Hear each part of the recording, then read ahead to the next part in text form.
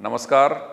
हम पढ़ रहे थे भारत की संसदीय व्यवस्था और उसमें हम पढ़ चुके थे भारत का राष्ट्रपति, लोकसभा और राज्यसभा। और आज हमारा लास्ट टॉपिक चल रहा है संसदीय समितियां। ये सवाल आपने बार बार परीक्षाओं में फेस किए होंगे कि लोक लेखा समिति में कितने सदस्य होते हैं, नियंत्रक महालेखा परीक्षक अपनी रिपोर्ट किसको देता है, ठीक है, वित्तीय अनियमितताओं की जांच कौन सी कमेटी करती है, निम्नलिखित में से कौन सी तदर्थ समिति है या नहीं है, कौन सी स्थायी समिति है या नहीं है। इस प्रकार के सवाल विभिन्न परीक्षाओं में आते हैं। तो आज का हमारा टॉपिक यही है, संसदीय व्यवस्था। मैं Dharmveer Parashar, YouTube channel polity with D Parashar पर आपका स्वागत है। और इस टॉपिक को अगर आप ढंग से पढ़ते हैं तो ये किसी भी परीक्षा में IAS, PCS, assistant professor, NET, JRF, school lecturer, REET वगैरह कहीं पे कोई भी एग्जाम अगर आप इंडिया भर में दे रहे हैं तो ये टॉपिक यहाँ से एक आध सवाल उठ सकता है। छोटा टॉपिक है, आराम से समझ में आएगा, एक सवाल जाएगा, 100% आपका यहाँ से निकल जाएगा। ठीक है, देखिए संसदीय समितियों के बारे में थोड़ा सा मैं ब्रीफ में आपको बताऊं। 1919 के भारत शासन अधिनियम में इनका प्रावधान था। तो संसदीय समितियों की शुरुआत का जो इतिहास है ये कब से माना जाता है? 1919 के भारत शासन अधिनियम से। तो पहला सवाल तो यहीं टिका। ठीक है, संसदीय समितियां होती क्या हैं? ये संसद के अंतर्गत लोकसभा और राज्यसभा में जो सांसद होते हैं, इन सांसदों से मिलकर बनी होती हैं, कुछ सांसदों से मिलकर बनी होती हैं। अच्छा, काम क्या होता है? संसदीय समितियों का काम, संसद का काम जो विधेयक कानून का निर्माण करना है ना, उस विधेयक कानून के निर्माण करने में ये अपनी महत्वपूर्ण भूमिका निभाती है। कार्यपालिका पर नियंत्रण रखने में ये अपनी महत्वपूर्ण भूमिका निभाती है। संसद के विशेष अधिकारों का हनन की स्थिति में विशेष अधिकारों की सुरक्षा करने में महत्वपूर्ण भूमिका निभाती हैं। तो इस प्रकार के इनके कार्य होते हैं। इनको लघु संसद भी कहा जाता है। तो पहला सवाल फिर ये, दूसरा सवाल यहाँ टिकेगा कि लघु संसद किन्हें कहा जाता है? संसदीय समितियों को कहा जाता है। तो संसदीय समितियां क्या हैं? लोकसभा और राज्यसभा के सांसदों से मिलकर बनती हैं। चूंकि लोकसभा और राज्यसभा के सांसद संसद के सदस्य होते हैं तो उनसे मिलकर ये संसदीय समितियां बनते हैं और सरकार के कार्य संचालन में ये महत्वपूर्ण भूमिका अपनी निभाती हैं। अब यहाँ से आगे अपन समझेंगे कि संसदीय समितियां भाई कितने प्रकार की होती हैं? 2 प्रकार की होती हैं। तो मैंने बोर्ड पे कुछ लिखा है, वो देखिए। तदर्थ या अस्थायी समिति, नाम से ही जाहिर है कि जो स्थायी नहीं है, जो कुछ निश्चित समय के लिए गठित हुआ है, वह क्या है? तदर्थ या अस्थायी समिति। तो ये क्या काम करती हैं? किसी विधेयक विशेष की जांच करने के लिए। विधेयक क्या होता है? कानून निर्माण की प्रक्रिया में राष्ट्रपति के हस्ताक्षर से पहले जो कानून का प्रस्ताव या मसौदा या ड्राफ्ट होता है वो क्या कहलाता है? विधेयक कहलाता है। और राष्ट्रपति के हस्ताक्षर के बाद वो क्या कहलाता है? अधिनियम या कानून बन जाता है। तो जब वो कानून बन रहा होता है तो कानून निर्माण की प्रक्रिया मैंने पिछली क्लास में पढ़ाई है आपको। कानून निर्माण की प्रक्रिया में कौन से वाचन के समय ये संसदीय समितियां अपना कार्य करती हैं? बताइए भाई, कितने वाचन होते हैं कानून निर्माण की प्रक्रिया? 3 वाचन होते हैं प्रत्येक सदन में। उसमें संसदीय समितियों का जो कार्य है वो कौन से वाचन की स्थिति में आता है? द्वितीय वाचन में पढ़ा था ना आपने। विधेयक को जो प्रवर समिति या संयुक्त प्रवर समिति को सौंपा जाता है। तो ये तदर्थ समिति या अस्थायी समिति किसी विधेयक विशेष की जांच करने के लिए, हर विधेयक की नहीं, विधेयक विशेष की जांच करने के लिए गठित की जाती हैं। उस विधेयक विशेष की ये समीक्षा करती हैं। समीक्षा के बाद अपनी रिपोर्ट उस सदन को सौंपती हैं और सौंपने के बाद एक निश्चित समय के बाद इनका फिर अस्तित्व समाप्त हो जाता है। तो जब अस्तित्व समाप्त हो जाता है तो उसको क्या बोलेंगे? अस्थायी बोलेंगे, तदर्थ बोलेंगे। ठीक है, तो तदर्थ या अस्थायी समितियों में कौन कौन सी समितियां आती हैं? प्रवर समिति या संयुक्त प्रवर समिति। प्रवर समिति का मतलब ये है कि किसी एक सदन के द्वारा गठित, मतलब ऐसी समिति जिसमें एक ही सदन के सांसद होते हैं, वो तो प्रवर है। और संयुक्त प्रवर का मतलब ये है कि जिसमें दोनों सदनों के सांसदों से मिलकर जो कमेटी बनती है वो कौन सी होती है? संयुक्त प्रवर होती है। तो अच्छा, प्रवर समिति या संयुक्त प्रवर समिति कौन से प्रकार की समिति है? स्थायी या अस्थायी? ये क्लासिफिकेशन आपको आना चाहिए, क्योंकि एग्जामिनर ये सवाल पूछता है कि निम्नलिखित में से कौन सी समिति स्थायी समिति है।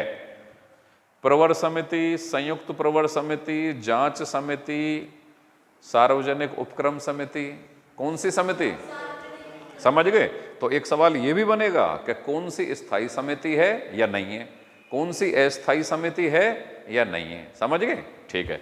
तो प्रवर समिति या संयुक्त प्रवर समिति ये तदर्थ या स्थायी समिति है। दूसरी जांच समिति, विभिन्न प्रकार के विभागों की विभागीय जांच करने के लिए भी समय विशेष पर कुछ समितियों का गठन किया जाता है। तो ये समिति क्या कहलाती हैं? जांच समितियां। जांच समितियां किसी भी चीज की जांच करने के लिए जो समिति गठित की जाती है वो क्या कहलाती है? जांच समिति। तो जांच समिति कैसी समिति है? स्थायी है कि अस्थायी है? अस्थायी है। अस्थायी है तो उसको हम तदर्थ कह सकते हैं। ठीक है। अब स्थायी समिति क्या होती है? इनका गठन 1 वर्ष के लिए किया जाता है, मतलब फिक्स या निर्धारित समय के लिए जिनका गठन किया जाए। जैसे मान लो इनका सदन 1 वर्ष के लिए किया जाता है, निश्चित समय के लिए किया जाता है। ठीक है। तो स्थायी समितियां कौन कौन सी होंगी? उनमें देखो वित्तीय समितियां आएंगी, ये सबसे इंपॉर्टेंट समितियां हैं। एग्जामिनर का भी सवाल पूछने का जो अटैक होता है किसी भी परीक्षा में, वो 90% चांस यहाँ जाता है सवाल पूछने का, 10% में बाकी फिर सब कुछ है। तो वित्तीय समितियां कौन सी समितियां होती हैं? स्थायी का अस्थायी? स्थायी। अब इसमें कौन कौन सी आ रही हैं? लोक लेखा समिति। अभी मैं इन सबकी डिटेल लिखाऊंगा आपको, बाकायदा नोट्स लिखवाऊंगा आपको, चूंकि हमारा ये जो सेशन है ये डायरेक्ट क्लास का सेशन है, तो केवल रिकॉर्डिंग का तो है नहीं। तो पहले मैं आपको समझाऊंगा, फिर मैं इनके सभी के आपको नोट्स लिखवाऊंगा। नोट्स लिखवाने के बाद एक बार फिर एक रिविजन करवाऊंगा रफली। ठीक है? ठीक है। तो वित्तीय समितियों में लोक लेखा समिति, लोक लेखा समिति, ठीक है, प्राकलन या अनुमान समिति, सार्वजनिक उपक्रम समिति। तो इस प्रकार, और एक है फिर इसके बाद विभागीय स्थायी समितियां, विभिन्न विभागों की स्थायी समितियां। इनकी लगभग संख्या कितनी होती है? 24। तो ये एक मोटा मोटा क्लासिफिकेशन है, अभी हम डिटेल पढ़ने जा रहे हैं। तो यहां तक मोटी मोटी बात पकड़ में आई। फिलहाल तो सवाल क्या बनेंगे? संसदीय समितियों की शुरुआत किस अधिनियम से मानी जाती है? 1919 के अधिनियम से मानी जाती है। ठीक है। लघु संसद किनको कहते हैं? संसदीय समितियों को कहते हैं। संसदीय समितियां कितने प्रकार की होती हैं? संसदीय समितियां विभिन्न प्रकार के संसद में कानून निर्माण की प्रक्रिया, कार्यपालिका पर नियंत्रण की प्रक्रिया, संसदीय विशेष अधिकारों की सुरक्षा, विभिन्न विभागीय जांचों की प्रक्रिया, उनमें ये काम करती हैं। तो इनके द्वारा संसद के कार्य का सुचारू रूप से संचालन किया जाता है। किसी भी विधेयक पर अगर आप डिटेल से समीक्षा करना चाहोगे तो सारे सांसद मिलकर थोड़ी करेंगे, कुछ स्पेशल सांसदों की कमेटी बना दी जाएगी जो विशेषज्ञ होंगे उस फील्ड के, कि भाई इस विधेयक पे आप जांच करो ढंग से। ठीक है। तो अब लिखना शुरू करो, नोट्स बनाना शुरू करो, पॉइंट टू पॉइंट, फिर समझेंगे। हेडिंग डालो संसदीय समितियां, लिखिए।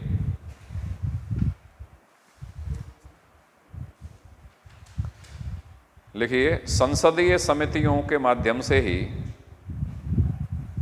संसदीय समितियों के माध्यम से ही संसद अपना अधिकांश कार्य करती है।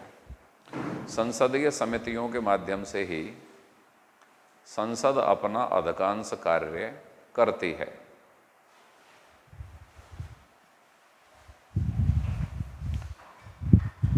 संसद कानून निर्माण संबंधी कार्य, संसद कानून निर्माण संबंधी कार्य, कानून निर्माण संबंधी कार्य तथा कार्यपालिका पर नियंत्रण संबंधी कार्य, कानून निर्माण संबंधी कार्य तथा कार्यपालिका पर नियंत्रण संबंधी कार्य, कार्यपालिका पर नियंत्रण संबंधी कार्य, कार्यपालिका पर नियंत्रण संबंधी कार्य इन समितियों के माध्यम से ही करती है। इन समितियों के माध्यम से ही करती है। इन्हें लघु संसद कहते हैं। लघु संसद को इन्वर्टेड कॉमा अंडरलाइन कर देना। संसदीय समितियों को लघु संसद बोला जाता है, इन्हें लघु संसद कहते हैं।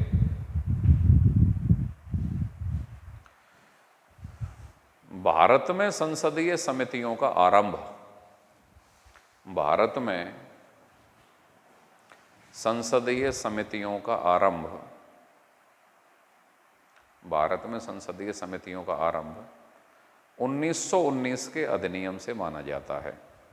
भारत में संसदीय समितियों का आरंभ 1919 के अधिनियम से माना जाता है।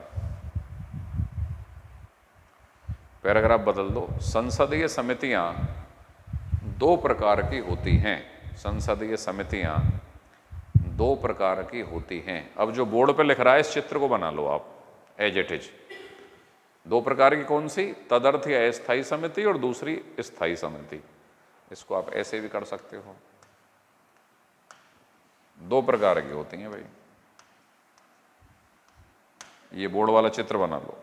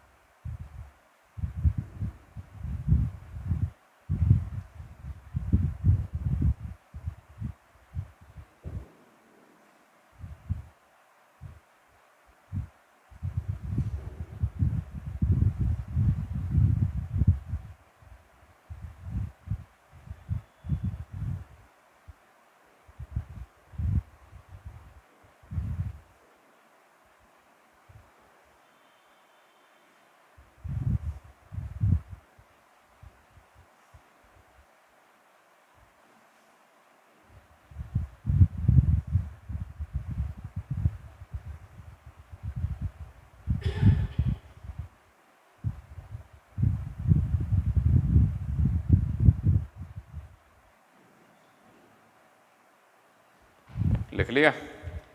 चित्र बना लो।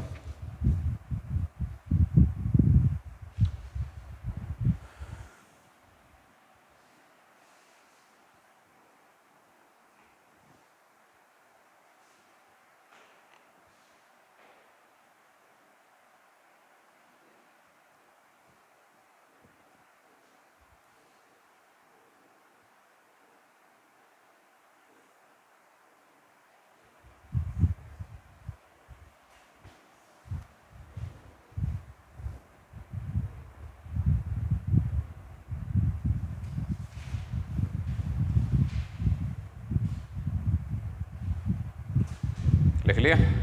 अब हेडिंग डालो एक लाइन छोड़ के। तदर्थ समितियां, तदर्थ समिति या स्थायी समिति हेडिंग डाल दो, डैश डाल के लिखिए। ये अस्थायी समितियां होती हैं, ये अस्थायी समितियां होती हैं जो दो प्रकार की होती हैं।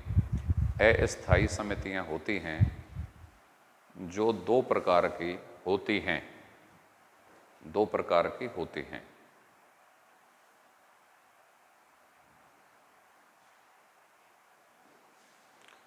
दो प्रकार की होती हैं। पहले नंबर पर डाल दो प्रवर ओबलिग संयुक्त प्रवर समिति।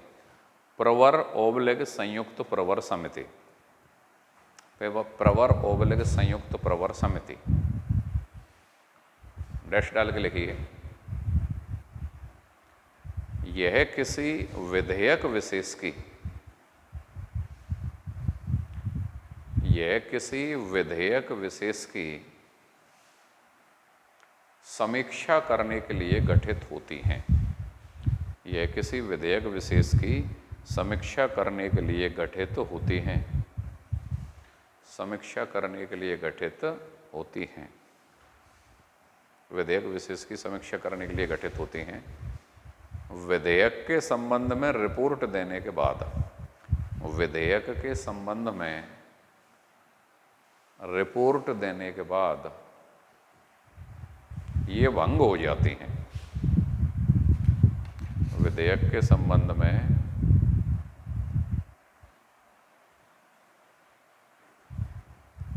विधेयक के संबंध में रिपोर्ट देने के बाद भंग हो जाती हैं।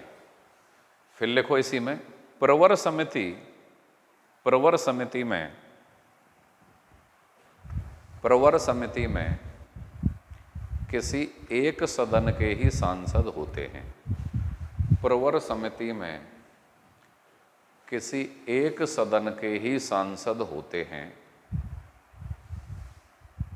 एक सदन के ही सांसद होते हैं। उनकी संख्या 30 होती है। उनकी संख्या 30, होती है। लेकिन संयुक्त प्रवर समिति में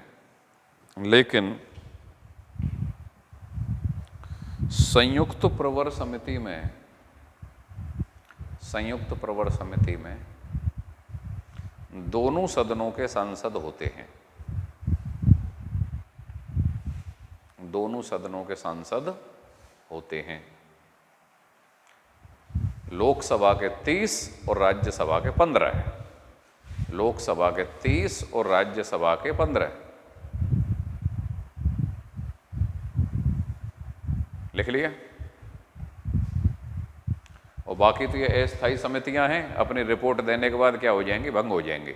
सामान्यतः प्रवर समिति के लिए 3 महीने निर्धारित है अपनी रिपोर्ट देने के लिए, या कई बार सदन समय सीमा निर्धारित कर देता है। सामान्यतः 3 महीने या सदन के द्वारा जो समय सीमा निर्धारित की जाती है उस समय पे इनको अपनी रिपोर्ट देनी होती है। बात समझ में आ रही है? एक लाइन और डाल दो पैराग्राफ बदल के। सामान्यतः प्रवर समिति को 3 महीने में अपनी रिपोर्ट देनी होती है। सामान्यतः प्रवर समिति को 3 महीने में अपनी रिपोर्ट देनी होती है।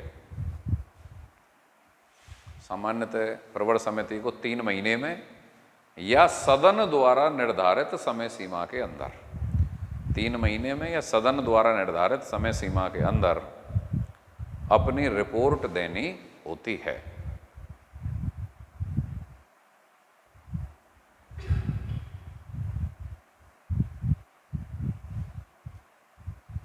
लिख लिया। अब दूसरे नंबर पर अस्थायी समिति कौन सी लिखी है आपने? जांच समितियां, ये हेडिंग डाल दो, जांच समितियां लिखो। जांच समितियां भी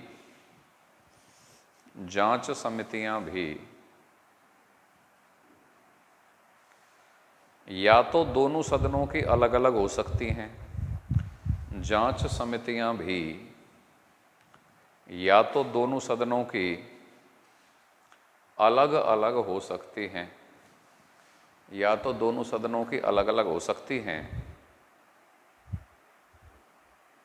दोनों सदनों की अलग अलग हो सकती हैं, या दोनों सदनों की मिलकर भी हो सकती है। ज्वाइंट पार्लियामेंट्री कमेटी बोलते हैं जिसको, संयुक्त जांच समिति, या दोनों सदनों की मिलकर संयुक्त भी हो सकती है। जांच रिपोर्ट देने के बाद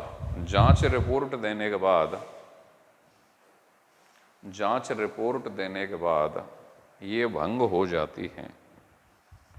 जांच रिपोर्ट देने के बाद ये भंग हो जाती हैं। रिपोर्ट देने के बाद ये भंग हो जाती हैं। लिख लिया भाई? फिर पैराग्राफ बदल के लिखो। अब तक गठित कुछ महत्वपूर्ण संयुक्त जांच समितियां, जेपीसी बोलते हैं इनको, ज्वाइंट पार्लियामेंट्री कमेटी, संयुक्त जांच समितियां, ज्वाइंट पार्लियामेंट्री कमेटीज, संयुक्त संसदीय समिति कह लो या संयुक्त संसदीय जांच समिति कह लो, अब तक गठित। अब नाम लिखो, 1 2 3 करके लिखो। पहले नंबर पे बोफोर्स घोटाले की जांच के लिए, बोफोर्स घोटाला हुआ था, राजीव गांधी प्रधानमंत्री का नाम आया था उसमें। बोफोर्स घोटाले की जांच के लिए, ये 1987 में प्रकट हुआ था बोफोर्स घोटाला। बोफोर्स घोटाले की जांच के लिए सन जरूर लिखना, 1987, ऐसे कई बार परीक्षा में पूछ लिए जाते हैं। बोफोर्स घोटाले की जांच के लिए शंकरानंद समिति का गठन हुआ। सवाल डायरेक्ट पूछे जाते हैं, बोफोर्स घोटाले की जांच के लिए कौन सी कमेटी का गठन हुआ, या 4 घोटाले दे देंगे, 4 समितियों के अध्यक्ष दे देंगे, फिर उनको मैच करवाएंगे, या 4 समितियां दे देंगे, 4 सन दे देंगे, उनको मैच करवाएंगे। तो बोफोर्स घोटाले की जांच, बोफोर्स घोटाला कब हुआ? 1987 में। कौन सी समिति का गठन हुआ? शंकरानंद समिति। ठीक है। दूसरी लिखिए, हर्षद मेहता शेयर घोटाले पर। हर्षद मेहता शेयर घोटाला 1992 में हुआ है। हर्षद मेहता पे शायद मूवी और बनी है ना, भी थोड़े दिन पहले पिक्चर आई थी। हाँ बोल बोल कुछ इस तरीके की है। नहीं नहीं अभिषेक बच्चन की नहीं है। हाँ वो नॉर्मल टाइप की सही है कोई। हाँ हाँ हाँ वो तो, लेकिन वो उसमें अभिषेक बच्चन शायद नहीं है। ओ भाई वो तो मुझे पता नहीं है, बोला है पिक्चर बोला ही है मुझे पता है। चाओ फर्जी खेल खिलाता है। हर्षद मेहता घोटाला बहुत बड़ा हुआ था। तो हर्षद मेहता घोटाला कब हुआ था? 2012 में नहीं, 1992 में ठीक है। उसकी जांच के लिए रामनिवास मिर्धा कमेटी का गठन हुआ। हर्षद घोटाले, हर्षद मेहता शेयर घोटाले की जांच के लिए, हर्षद मेहता शेयर घोटाला 1992, 92 डाल देना 1992, रामनिवास मिर्धा समिति का गठन हुआ। रामनिवास मिर्धा समिति का गठन हुआ।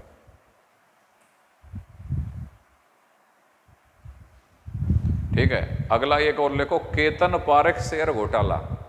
केतन पारेख शेयर घोटाला 2001, केतन पारेख शेयर घोटाला 2001 की जांच के लिए त्रिपाठी समिति, और त्रिपाठी का नाम है अमरमणि त्रिपाठी, कोष्टक में डाल देना। केतन पारेख शेयर घोटाला 2001 है भाई ये।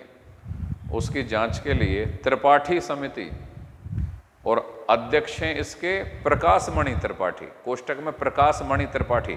त्रिपाठी समिति के नाम से फेमस है ये। अब त्रिपाठी कौन से हैं? प्रकाश मणि त्रिपाठी। हाँ प्रकाश मणि त्रिपाठी पूरा नाम है इनका, इसलिए उसको शॉर्ट में त्रिपाठी समिति बोलते हैं। तो त्रिपाठी समिति कौन से घोटाले की जांच के लिए हुई थी गठित? केतन पारेख घोटाला, केतन पारेख शेयर घोटाला। तो केतन पारेख शेयर घोटाला कब हुआ? 2001 में। ठीक है। अगला लिखिए, शीतल पेयों में कीटनाशक मामले पर। शीतल पेय किनको बोलते हैं? हाँ कोल्ड ड्रिंक वगैरह पीते हो कि नहीं पीते? इनमें जबरदस्त कीटनाशक आते हैं, कीटनाशक पेस्टिसाइड का प्रयोग किया जाता है और ये बॉडी के लिए हार्मफुल होते हैं। लेकिन इतने बड़े मल्टीनेशनल कंपनीज होती हैं कि सरकारों को खरीद लेती हैं हजारों करोड़ों डोनेट करके। अब एक मोटा डेटा आया था, जब पहले 10 रुपये की पेप्सी भारत में बिकती थी तो कुछ ऐसा बताते थे 3 रुपये सारी कोस्टिंग आती है, 7 रुपये वहाँ अमेरिका जाते बताए। कन्फर्म क्या है मुझे पता नहीं, लेकिन एक मोटा से एक आंकड़ा था। तो कितने लोग भारत में कोल्ड ड्रिंक पीते होंगे? सब पीते हैं लगभग। मुद्दा ये नहीं है सब पीते हैं, मुद्दा ये कितनी मात्रा में पीते हैं। कि जहाँ पे हम जाते हैं नौकरी करने, वहाँ आप ये समझ लीजिए सुबह के नाश्ते में ड्यू चाहिए। पूरे मेवात में, अलवर और भरतपुर में तो ड्यू समझ लो सुबह का नाश्ता है। जनवरी के महीने में 3 डिग्री टेम्परेचर और 2 डिग्री जब टेम्परेचर पड़ रहा होगा और तुम अपनी गाड़ी में बैठ के भी हीटर चला रखा होगा और जैकेट पहन रखी होगी, उस समय वो लोग खुलेआम ड्यू पीते हैं, समझ गए? और मास में पीते हैं। ठीक है। तो ये मल्टीनेशनल कंपनी, जो विदेशी जो बड़ी बड़ी कंपनियां होती हैं जो अपना बिजनेस करती हैं, वो कितना मुनाफा उठाती हैं। जनसंख्या बहुल देश, उन्होंने तुम्हारे सुपरस्टार को नचा के बच्चों के दिमाग में भर दिया कि असली हीरो बनना है तो ये पेप्सी थम्स अप ये पियो। सलमान खान, शाहरुख खान, अक्षय कुमार, अजय देवगन टाइप अगर बनना है तो ये इनको पी के बनोगे तुम। थम्स अप वम्स अप, पेप्सी, मिरिंडा, वैसे ही थोड़ी तुम सोच रहे हो तुम बादाम की ठंडे पी के बनोगे ना, इनको पी के बनोगे। तो बच्चे क्रेजी होते हैं ये हीरोइन के प्रति, विराट कोहली, रोहित शर्मा, ये जो भी कर देंगे वो पब्लिक मानेगी। तो वो लोग मेंटलिटी के साथ खिलवाड़ करते हैं कि इन थर्ड वर्ल्ड कंट्रीज के लोगों के दिमाग पे कौन हावी है? इनके एक्टर, इनके क्रिकेटर, इनकी स्मार्ट हीरोइन। तो उनको कुछ पैसे देके वो अपना एडवर्टाइज करवाते हैं और फिर इमोशन के साथ खेलते हैं। तो इमोशन के साथ खेलने का ही तो बिजनेस है। अब चुनाव आ गए, अब नेता खेल लें, कोई धर्म के आधार पर खेलेगा, कोई जाति के आधार पर, कोई क्षेत्र के आधार पर खेलेगा कि नहीं खेलेगा। और तुम जो कि इंडिया के टॉपेस्ट पढ़े लिखे लोगों में शामिल हो, तुम खेले जाओगे, ड्यू भी पियोगे, पेप्सी भी पियोगे, वोट भी धर्म और जाति के आधार पर डालोगे, सारे काम होंगे तुम्हारे साथ। ठीक है, चलो कोई बात नहीं, फिलहाल तो अपन को नौकरी चाहिए। नौकरी इन समितियों को याद करने के बाद आएगी। ठीक है, अगली समिति लिख लीजिए। हाँ, शीतल पेयों में कीटनाशक मामले की जांच के लिए शरद पवार समिति, ये 2003 में गठित हुई थी। शीतल पेयों में कीटनाशक की जांच के लिए शरद पवार समिति 2003 में गठित हुई थी भाई। यही वाला शरद पवार बहुत बड़े राजनीतिक व्यवसायी हैं, कृषि मंत्री भी रहे, सारी चीज रहे, हमेशा मालदार पोस्टों पर बैठते हैं, बीसीसीआई के अध्यक्ष रहते हैं। 2003 एक बार 2000 शायद 8-9 के आसपास की बात थी, चीनी 45 रुपए किलो बिक गई थी, जबकि चीनी सामान्यतः 20 रुपए किलो हुआ करती थी। शरद पवार जी थे उस समय कृषि मंत्री भारत सरकार, फिर बीसीसीआई के चीफ रहते हैं, उनको पता है कि मालदार पोस्ट कहाँ कहाँ है, अपनी सत्ता वहाँ बनाए रखते हैं। प्रधानमंत्री से तो इन्होंने समझौता कर लिया कि ये सीट तो शायद मेरे हाथ में नहीं आए, पर फिर अपने आराम से महाराष्ट्र की सियासत या केंद्र में कोई बड़ा मंत्रालय पद किसी भी पार्टी में कहीं पे भी शामिल हो आके गठबंधन में काम चला लेते हैं अपना। काफ़ी अच्छे राजनेता हैं, अच्छे का मेरा मतलब है समझदार राजनेता हैं, इनको पता होता है कि ढंग की जगह कहाँ है। ठीक है, चलो अगला लिखिए। 2G स्पेक्ट्रम घोटाले पर, 2G स्पेक्ट्रम घोटाले पर, 2G स्पेक्ट्रम घोटाला हुआ था भाई जिसने मनमोहन सिंह की सरकार को हिला के रख दिया था। पीसी चाको समिति, 2G स्पेक्ट्रम घोटाला 2012, इसकी जांच के लिए पीसी चाको समिति गठित हुई। ये कुछ प्रमुख संयुक्त प्रवर समितियां हैं, नहीं ये जांच समितियां हैं, जांच समितियां, संयुक्त प्रवर समितियां हैं, मतलब ज्वाइंट पार्लियामेंट्री कमेटीज हैं जो दोनों सदनों से मिलकर बनती हैं। और किसी भी मुद्दे की जांच के लिए जो बहुत ही संवेदनशील मुद्दा बन जाता है उसको ज्वाइंट पार्लियामेंट्री कमेटी के लिए भेजने की सिफारिश की जाती है, और सामान्यतः ये सिफारिश विपक्ष के द्वारा की जाती है बड़े लेवल पर। चलिए अब हेडिंग डाल दीजिए जांच समितियां, नहीं ये जांच समिति तो लिख लिया आपने, संयुक्त प्रवर नहीं है, जांच समितियां, स्थायी समितियां हेडिंग डालो, स्थायी समितियां।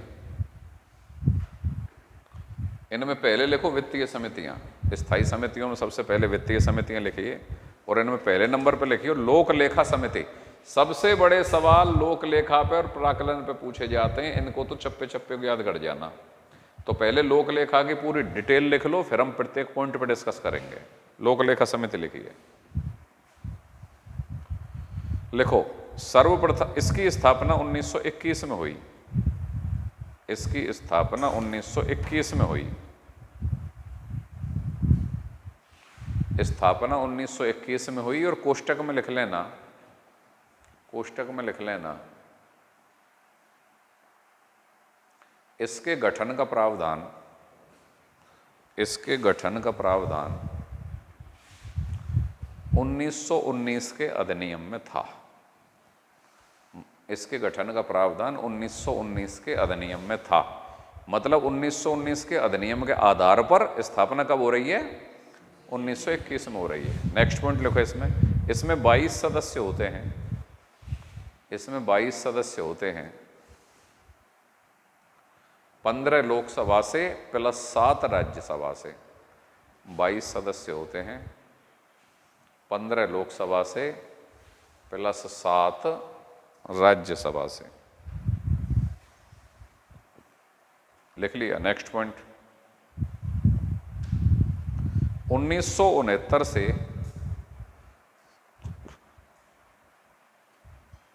1969 से ऐसी परंपरा है, 1969 से ऐसी परंपरा है कि इसका अध्यक्ष विपक्षी दल से होता है। 1969 से ऐसी परंपरा है कि इसका अध्यक्ष विपक्षी दल से होता है।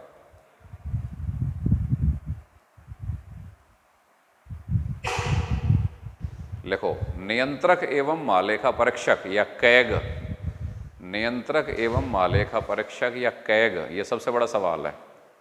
नियंत्रक एवं महालेखा परीक्षक या CAG, CAG, controller and auditor general, CAG CAG, अपनी वार्षिक रिपोर्ट या अपनी रिपोर्ट लोकलेखा समिति को ही देता है। लोकलेखा या जनलेखा भी बोलते हैं इसको, लोकलेखा या जनलेखा समिति को देता है। लोकलेखा या जनलेखा समिति, पब्लिक अकाउंट कमेटी आप इंग्लिश में बोल सकते हो, लोकलेखा या जनलेखा या पब्लिक अकाउंट कमेटी। तो नियंत्रक और महालेखा परीक्षक अपनी रिपोर्ट किसको देता है भाई, लोकलेखा को। और नियंत्रक और महालेखा परीक्षक का कार्य क्या है, मैं पढ़ा चुका हूं आपको राष्ट्रपति वाले टॉपिक में। केंद्र व राज्य सरकार के लेखाओं की जांच करना, वित्तीय अनियमितताओं की जांच करना, सरकारी धन जो संसद के द्वारा स्वीकृत हुआ था वो सही तरीके से खर्च हुआ है या घोटाला हुआ है, इस चीज की जांच करना। और वो अपनी रिपोर्ट किसको देता है, राष्ट्रपति को देगा, अपनी रिपोर्ट राष्ट्रपति को देगा, उस रिपोर्ट की जांच राष्ट्रपति संसद के समक्ष रखवाएगा, संसद फिर इस लोक लेखा समिति को दे देगी कि भाई जांच करो इसकी, तो उसकी रिपोर्ट अल्टीमेटली किसके पास आएगी? लोक लेखा समिति के पास। तो सरल भाषा में ये सवाल का उत्तर ये जाएगा कि नियंत्रक और महालेखा परीक्षक अपनी रिपोर्ट, नियंत्रक महालेखा परीक्षक की रिपोर्ट की जांच कौन करती है? लोक लेखा समिति। अब फिर ये समिति क्या करेगी, लिखो आगे। इसकी रिपोर्ट के आधार पर यह समिति, इसकी रिपोर्ट के आधार पर यह समिति कार्यपालिका द्वारा,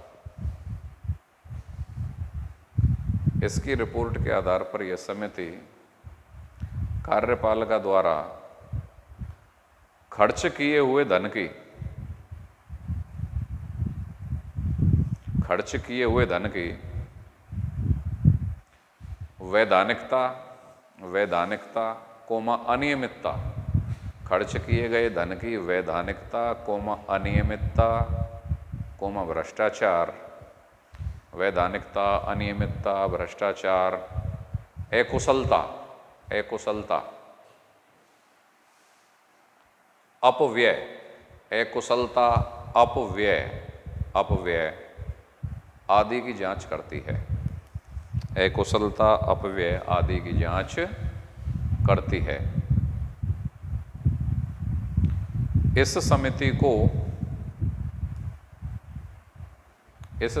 को, ये भी सवाल बड़ा इंपॉर्टेंट है, इस पॉइंट को लिखना ढंग से। इस समिति को सार्वजनिक धन का रखवाली वाला कुत्ता, सार्वजनिक धन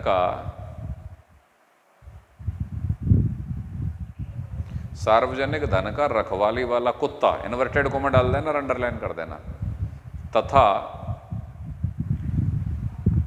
कैग की अभिन्न मित्र, कैग मतलब नियंत्रक महालेखा परीक्षक की अभिन्न मित्र, इन्वर्टेड कोमा अंडरलाइन, कैग की अभिन्न मित्र भी कहा जाता है, कैग की अभिन्न मित्र भी कहा जाता है।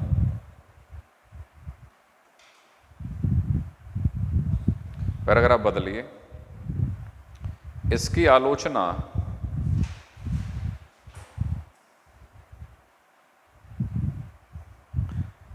आलोचना में यह कहा जा सकता है, इसकी आलोचना में यह कहा जाता है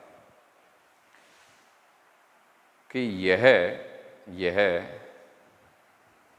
धन के खर्च हो जाने के बाद, यह धन के खर्च हो जाने के बाद उस प्रक्रिया की समीक्षा करती है। धन के खर्च हो जाने के बाद उस प्रक्रिया की समीक्षा करती है, अर्थात शव परीक्षण या पोस्टमार्टम करती है, अर्थात शव परीक्षण या पोस्टमार्टम करती है, शव परीक्षण या पोस्टमार्टम करती है।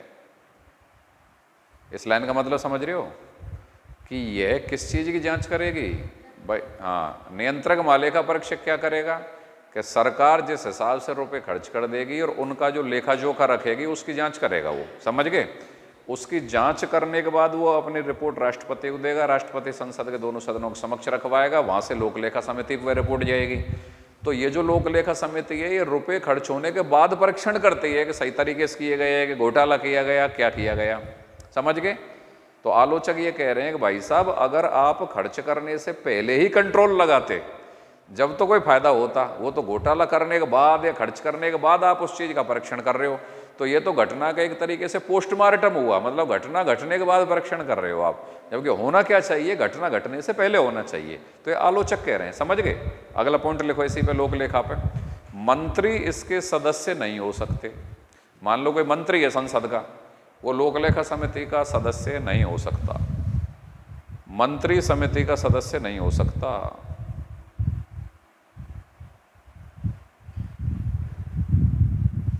लिख लिया? एक पॉइंट और लिखो, लोक लेखा समिति के लोकसभा के सदस्यों का चुनाव। लोक लेखा समिति के लोकसभा के सदस्यों का चुनाव। लोकसभा के सदस्यों का चुनाव। लोकसभा के सदस्यों का चुनाव आनुपातिक प्रतिनिधित्व की एकल संक्रमणीय मत प्रणाली द्वारा होता है। लोकसभा के सदस्य हैं इसमें 15, उनका चुनाव आनुपातिक प्रतिनिधित्व की एकल संक्रमणीय मत प्रणाली द्वारा होता है। जबकि राज्यसभा के सदस्य, जो 7 सदस्य राज्यसभा से जाते हैं ना, आनुपातिक प्रतिनिधित्व की एकल संक्रमणीय मत पद्धति द्वारा होता है।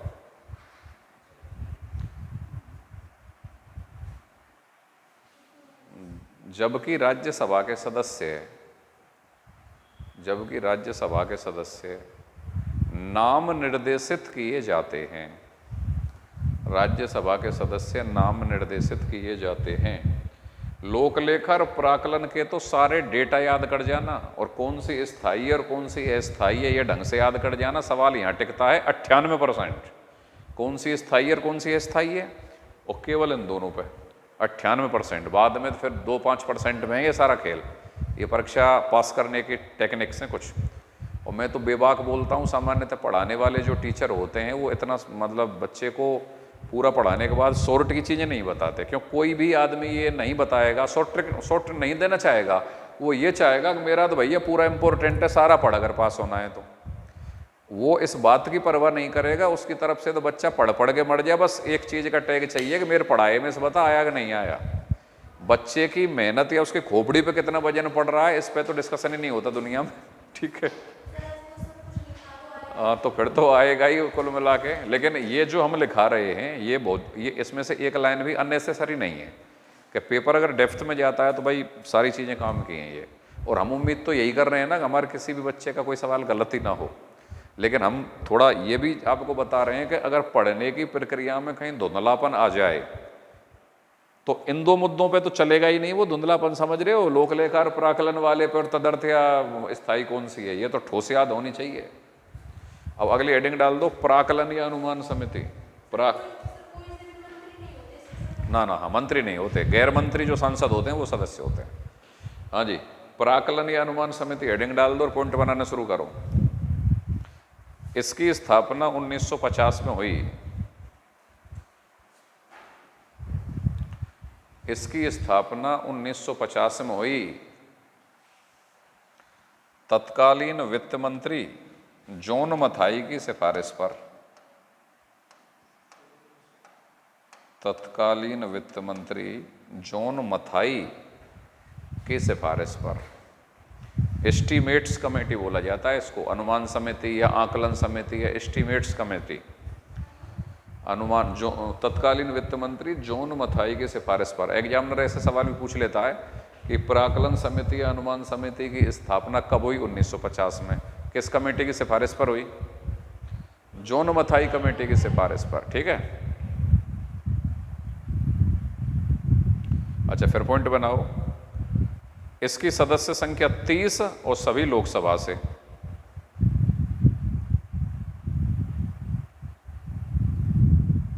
हाँ भाई, इसकी सदस्य संख्या 30 और सभी सदस्य कहाँ से आएंगे? लोकसभा से। तो लोकसभा से आएंगे तो उनका चुनाव कैसे होगा? आनुपातिक प्रतिनिधित्व की एकल संक्रमणीय मत प्रणाली से, जैसा कि पहले हो रहा था। समझ गए? एक ताज्जुब की बात सुन लो, राज्यसभा के सांसदों का चुनाव आनुपातिक प्रतिनिधित्व की एकल संक्रमणीय मत प्रणाली से राष्ट्रपति का चुनाव होता है, उपराष्ट्रपति का होता है, राज्यसभा के सांसदों का होता है, विधान परिषद में भी होता है। ठीक है, लेकिन अगर संसदीय समितियों में सांसद जब भेजे जाते हैं तो लोकसभा के सांसद जो संसदीय समितियों में होंगे उनका आनुपातिक प्रतिनिधित्व प्रणाली से होगा। समझ गए? और राज्यसभा वालों के नाम निर्देशित किए जाएंगे। तो ये कंसेप्ट क्लियर हो रहा है कि नहीं हो रहा? बहुत डेप्थ का मामला है ये। नहीं आ रही बात समझ में? कम आ रही है तो ज़्यादा जवाब आएगी, ये 5 बार घर पे फेरेगी ये बात। सरल भाषा में समझ लो, राज्यसभा के सांसदों का निर्वाचन आनुपातिक प्रतिनिधित्व की एकल संक्रमणीय मत प्रणाली से होता है, ये मैंने आपको पहले लिखाया है। राष्ट्रपति, उपराष्ट्रपति, राज्यसभा, विधान परिषद के सदस्यों के निर्वाचन में आनुपातिक प्रतिनिधित्व की एकल संक्रमणीय मत प्रणाली का प्रयोग किया जाता है। ये बात ध्यान की नहीं है, ठीक है। अब संसदीय समिति बना रहे हैं हम, लोकसभा के सांसदों में से भी और राज्यसभा के सांसदों में से भी। यहाँ कहानी बदल जाएगी। यहाँ अगर उस समिति में लोकसभा के सांसद जा रहे हैं तो उनका निर्वाचन आनुपातिक प्रतिनिधित्व की एकल संक्रमणीय मत प्रणाली से होगा। किनका? राज्यसभा वालों का नहीं होगा। जबकि खुद राज्यसभा के सांसदों का निर्वाचन कैसे होगा? आनुपातिक प्रतिनिधित्व की। तो यहां बदल जाएगा मामला कि नहीं बदलेगा? अब बात पकड़ में आ गई। अब तुम इस जिंदगी में तो बोलोगी नहीं कम से कम इसे, ठीक है। क्योंकि जो चीज नहीं आती है उसको जब हम पूछते हैं और फिर उसके बाद जो डिस्कशन होता है वो फिर हमारी स्थायी मेमोरी में चला जाता है, ठीक है। क्योंकि जब जब तुम इस लाइन को पढ़ोगे और तुम अगर ढंग से इस क्लास के अंदर पढ़ रहे हो तो मेरी ये लाइन तुम्हें वहां स्ट्रैक करेगी कि अरे अरे ये तो वही लाइन है कि वहां ऐसे होता है और यहाँ ऐसे होता है, ठीक है। अब इसमें पॉइंट बनाओ आगे। ये लिख लिया सभी सदस्य लोकसभा से, 30 सदस्य सभी लोकसभा से, ठीक है। फिर इसमें लिख दो कि चुनाव एकल संक्रमणीय मत पद्धति से। लोकसभा से आ रहे हैं तो कैसे चुने जाएंगे समितियों में? एकल संक्रमणीय मत पद्धति से। मंत्री सदस्य नहीं होता, वही सेम लाइन में जाएगी।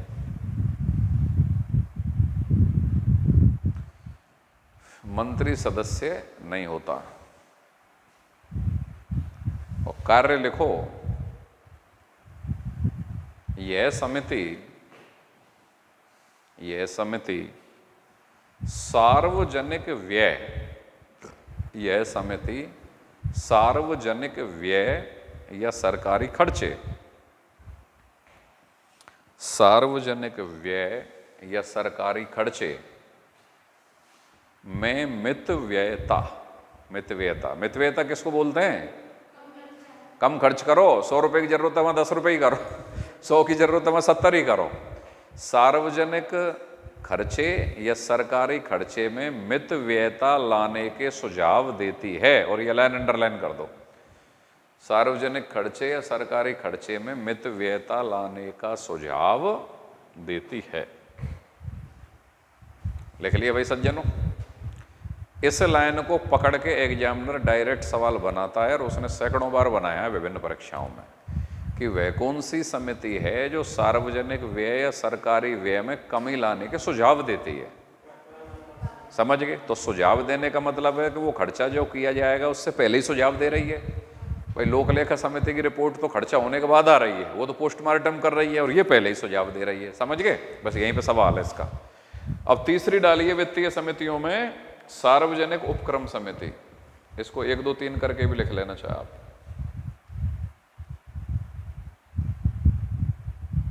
सार्वजनिक उपक्रम समिति और लिखो डैश डाल के। स्थापना 1964 में कृष्ण मेनन समिति की सिफारिश पर, कृष्ण मेनन समिति के सुझाव पर, स्थापना 1964 में कृष्ण मेनन समिति के सुझाव पर। कौन सी समिति के सुझाव पर? कृष्ण मेनन समिति के सुझाव पर। सदस्य संख्या 22, सदस्य संख्या 22, 15 लोकसभा प्लस 7 राज्यसभा। सदस्य संख्या 22, 15 लोकसभा प्लस 7 राज्यसभा। लिख लिया भाई? ठीक है भाई। विभिन्न विभाग, ये सार्वजनिक उपक्रम या लोक उपक्रम मतलब सरकारी जो उपक्रम है उनकी जांच के लिए गठित है। अब अगली हेडिंग डालें आप। ये जो विभागीय समितियां लिख रही हैं ना, विभागीय समितियां, हेडिंग डाल दो, 2 4 लाइन इस पर भी लिख लो। अब तो 2 2 लाइन लिख लो बस। विभागीय समितियों की संख्या कितनी है? लिखो। इनमें से 16 समितियों के अध्यक्षों की नियुक्ति, इन विभागीय समितियां जो 24 हैं इनमें से 16 समितियों के अध्यक्षों की नियुक्ति, 16 समितियों के अध्यक्षों की नियुक्ति लोकसभा अध्यक्ष या स्पीकर द्वारा होती है। 16 समितियों के अध्यक्षों की नियुक्ति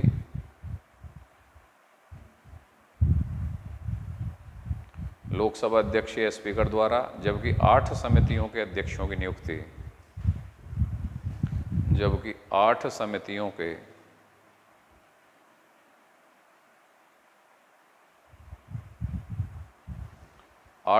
के अध्यक्षों की नियुक्ति राज्यसभा के सभापति द्वारा होती है।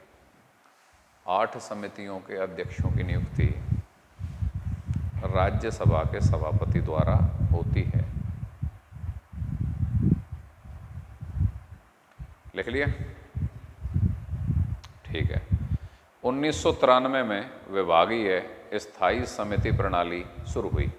1993 में विभागीय स्थायी समिति प्रणाली शुरू हुई। 1993 में ये विभागीय स्थायी समिति प्रणाली शुरू हुई।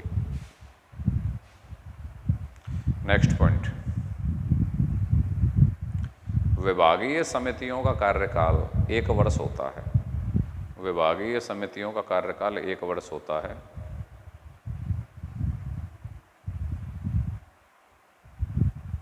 तथा मंत्री इन समितियों के सदस्य नहीं होते। विभागीय समितियों का कार्यकाल 1 वर्ष होता है। मंत्री इन समितियों के सदस्य नहीं होते। मंत्री इन समितियों के सदस्य नहीं होते। अच्छा, एक सवाल और बताओ, क्या कोई एक सांसद, समझ गए, वह मंत्री भी नहीं है, सिंपल एक सांसद है, वह 1 से अधिक समितियों का सदस्य हो सकता है क्या? तुक्के मारा है, तुक्का ही मारा। चलो ये भी ईमानदारी है कि ये स्वीकार कर गए, हाँ साहब मारा तुक्का है, पर देख लो आप तो ठीक है, सही है उत्तर। एक सांसद 1 से अधिक समितियों का सदस्य हो सकता है। जैसे मान लो एग्जामिनर सवाल डाले कि एक सांसद एक साथ दोनों सदनों का सदस्य नहीं हो सकता, ये सेंटेंस सही है गलत है? सही है यार, एक साथ दोनों सदनों का सदस्य नहीं हो सकता। अरे ये सही गलत के सवाल आए, ये पूरे दिमाग से बैठना है इनमें। ये बहुत उल्टा कर देते हैं लोगों का कि उसको पता तो होता है लेकिन वो लैंग्वेज को नहीं पकड़ पाता। हाँ, एक सांसद एक ही समय पे दोनों सदनों का सदस्य नहीं हो सकता। ठीक है, अगली लाइन, एक सांसद एक समय पर 1 से अधिक समितियों का सदस्य नहीं हो सकता। ये क्या है? ये गलत है।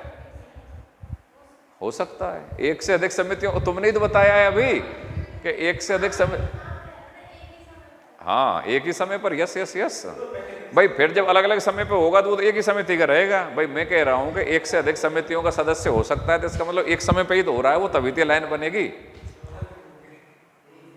दोबारा समझ लो, एक सांसद 1 से अधिक समितियों का सदस्य हो सकता है, तो ये लाइन तभी तो फिट बैठेगी जब वो एक समय पे ही हो 1 से अधिक समितियों का। और अगर अलग अलग टाइम पे एक एक समिति का हो फिर तो वो एक समिति का ही सदस्य रहेगा। ठीक है, तो एक सांसद 1 से अधिक समितियों का सदस्य नहीं हो सकता। ये लाइन सही है गलत है? गलत है कि सही है? गलत है, करेक्ट। अब ये कंसंट्रेशन का मामला है, उसने तय कर लिया कि अब की बार में जवाब दूंगे। ठीक है, अगली बात, एक सांसद एक ही समय पर दोनों सदनों का सदस्य हो सकता है। यहां भर रहा है, अरे क्या क्या, अरे दिमाग का प्रयोग कर। एक सांसद एक समय पर दोनों सदनों का सदस्य हो सकता है? नहीं हो सकता। तीसरी सवाल, तीसरी लाइन, संसद का कोई मंत्री किसी संसदीय समिति का सदस्य हो सकता है? संसद का कोई मंत्री संसदीय समिति की कार्यवाही में या बैठक में भाग ले सकता है? ले सकता है। मंत्रियों के बारे में तुमको पढ़ाया गया है कि संसद के किसी भी सदन में, संसदीय समितियों की बैठक में भाग ले सकता है। समझ गए? तो पॉलिटी के ये कंसेप्ट हैं, इनको बड़े ठंडे दिमाग से आप समझ के अपने दिमाग में भराएं। क्योंकि जब कभी भी ये पेपर, और ये आते हैं पेपर में, तुमने फेस कर लिए होंगे सवाल, जब कभी भी ये सवाल पेपर में आते हैं तो एक पूरे थके हुए दिमाग की जरूरत नहीं है। पेपर वाली नाइट ढंग से सो लेना, मैं तुम्हें बार बार बता चुका हूँ। एक फ्रेश माइंड की जरूरत है, अपने आप पे कॉन्फिडेंस की जरूरत है, तब इन सवालों का आप अटेम्प्ट करोगे और वो सवाल सही हो जाएंगे। फिर ऐसी उल्टी सुल्टी 2-3 लाइन देने के बाद वो सवाल शुरू करता है कि निम्नलिखित में से सही कथन का चयन करें या गलत कथन का चयन करें, तो और डबल बेड वो बात आती है। तो वहां पर आपको ढंग से पकड़ना है, ठीक है। 5-7 लाइन और लिख लो, फिर ये टॉपिक कंप्लीट हो रहा है। पैराग्राफ बदल के लिखिए।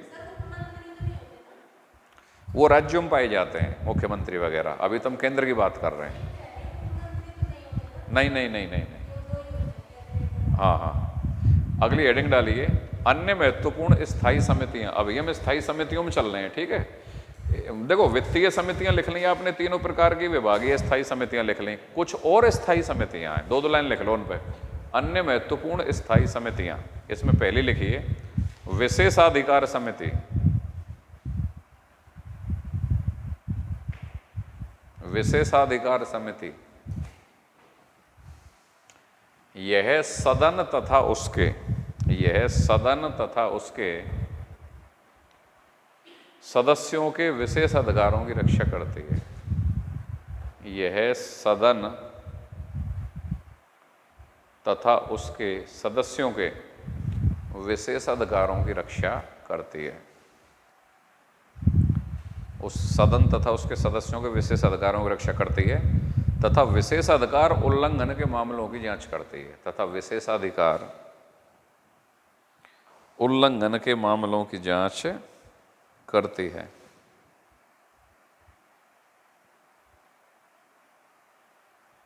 हाँ जी, देखो सुनो, संसदीय विशेष अधिकार सदन के भी विशेष अधिकार होते हैं और उस सदन के रहने वाले सांसद के भी विशेष अधिकार होते हैं। अगर उसको कोई व्यक्ति, भले ही चाहे कोई मंत्री है, चाहे कोई साधारण सांसद है, या कोई गैर सांसद या गैर मंत्री व्यक्ति भी है, इन सदन के और इन सांसदों के, जो इन सदनों में रहते हैं, इनको कुछ विशेष अधिकार दिए गए।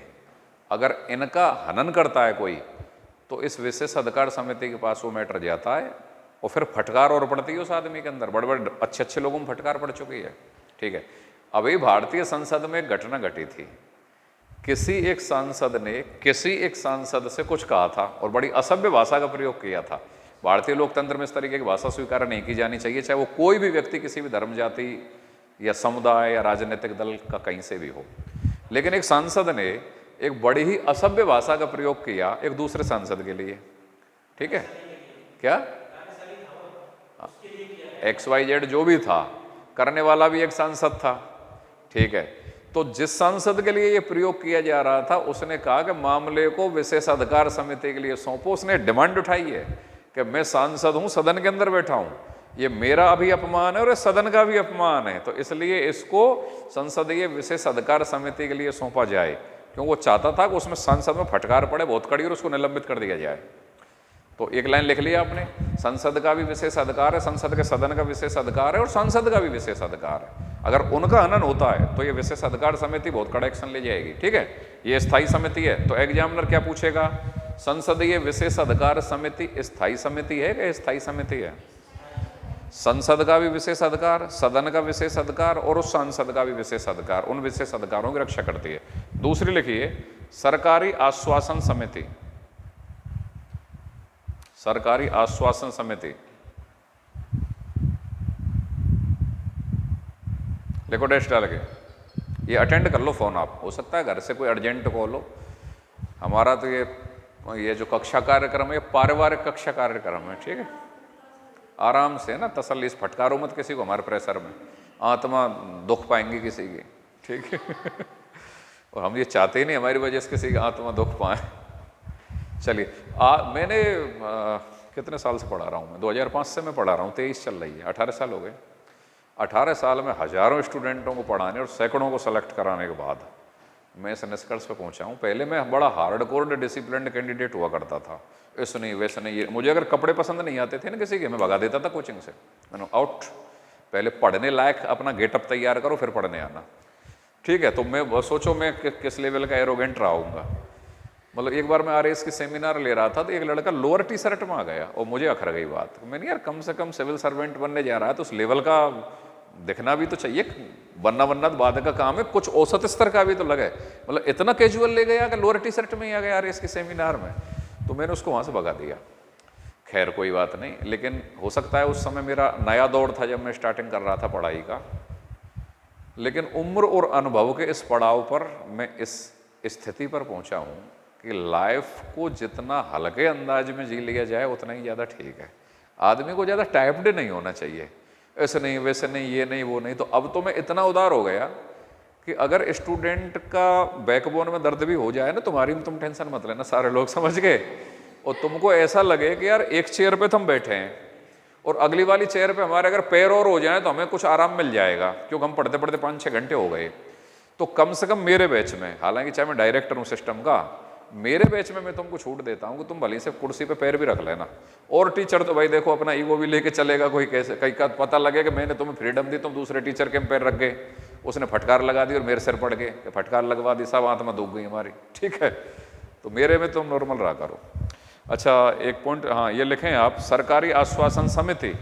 देखो ये क्या चीज है, अगर कोई मंत्री संसद के किसी सदन में कोई आश्वासन देता है, कोई विचार देता है, कोई आइडिया देता है, कोई बात कहता है, उसका उसने किस हद तक पालन किया है या नहीं किया है, इस चीज की जांच करती है। इसका मतलब ये थोड़ी है कि मंत्री वैसे ही डायलॉग मार दे और फिर वो काम को करे धरे नहीं, वो 2 मिनट में पकड़ेगी फिर उसको। तो लाइन लिखो, यह समिति मंत्रियों द्वारा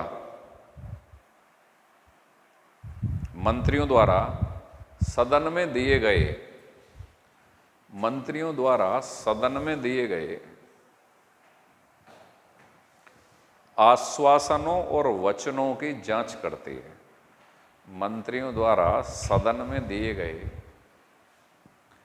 आश्वासनों और वचनों की जांच करती है, तथा यह देखती है कि उस मंत्री ने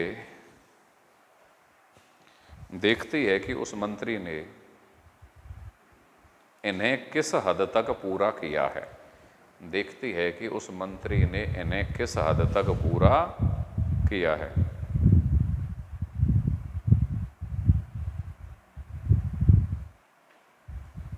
एक लाइन और लिख लो भाई, एक लाइन छोड़ के, कोई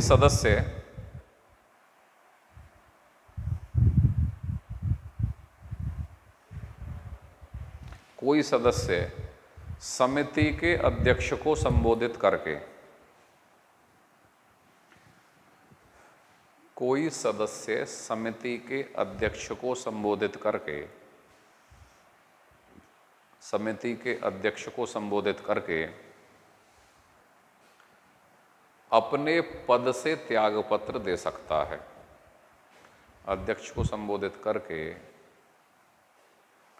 अपने पद से त्यागपत्र दे सकता है।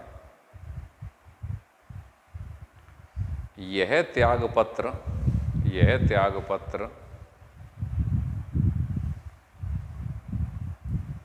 स्वतः प्रभावी होगा, मतलब अपने आप मान लिया जाएगा। यह त्यागपत्र स्वतः प्रभावी होगा, यह त्यागपत्र स्वतः प्रभावी होगा। इसे अध्यक्ष या सभापति के द्वारा, इसे अध्यक्ष या सभापति के द्वारा, इसे अध्यक्ष या सभापति के द्वारा स्वीकार करने की आवश्यकता नहीं है। अध्यक्ष या सभापति के द्वारा स्वीकार किए जाने की आवश्यकता नहीं है। मतलब इसका मतलब ये नहीं है कि अध्यक्ष या सभापति स्वीकार करेगा तभी वो त्यागपत्र माना जाएगा। उसने अगर दे दिया ना, कोई व्यक्ति हटना चाहता है, कोई सांसद के साथ समिति में नहीं रहना चाहता, ये मेरा त्यागपत्र है, तो बस समझो लोग वो मान्य है। अध्यक्ष या सभापति स्वीकार करना या ना करना मायने नहीं रखेगा। ठीक है, एक पॉइंट और लिख लो बस। समिति की किसी बैठक में, समिति की किसी बैठक में गणपूर्ति, समिति की किसी बैठक में गणपूर्ति, गणपूर्ति या कोरम, गणपूर्ति या कोरम समिति की संख्या का 1/3, मतलब 1/3, अंडरलाइन कर लो, समिति की संख्या का 1/3 होती है। क्या होता है गणपूर्ति या कोरम का मतलब? 1/3, 1/10 तो लोकसभा, राज्यसभा, विधानसभा, विधान परिषद का है। समितियों का 1/3 होना चाहिए। समझ गए कि 1/3 सदस्य आ जाएंगे तो समिति की कार्यवाही का संचालन हो जाएगा, नहीं आएंगे तो नहीं होगा।